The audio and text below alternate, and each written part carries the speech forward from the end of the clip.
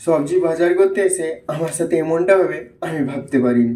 Bag ভর্তি না হওয়ার আগে সব টাকা শেষ হয়ে গেল গাইস।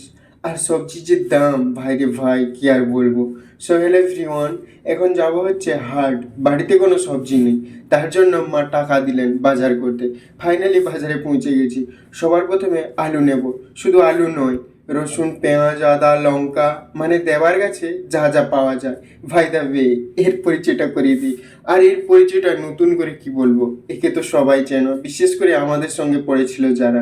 অ্যান্ড পাঁচকানিয়াতে সোমবার ও বৃহস্পতিবার করে হাটেতে বসে আলু নিয়ে। আর এমনিতেও আমাদের আশেপাশে যেখানে হাট হয় একে দেখতে পাবে। তবুও এর পরিচয়টা দিয়ে দিই। আমার ছোটবেলার বন্ধু দেবাশিস, প্রাইমারি স্কুল থেকে ভাই।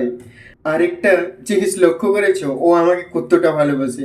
সব বেছে ভালোগুলো আমাকে দিচ্ছে। ভিড় ছিল বলে আমিও পেঁয়াজগুলো বেছে নিচ্ছিলাম। এই দেখে দেওয়া বলছে, তুই এই পেঁয়াজ নিলে আমার বাড়ি যেতে সকাল হয়ে যাবে। দেন যখন টাকাটা দিচ্ছিলাম, দেওয়াকে বলছি, ভাই টাকাটা না নিলে হয় না? তখনও বলছে, বিয়েটা কর, আলু পেঁয়াজ যা আমার কাছে আছে সব দেবো।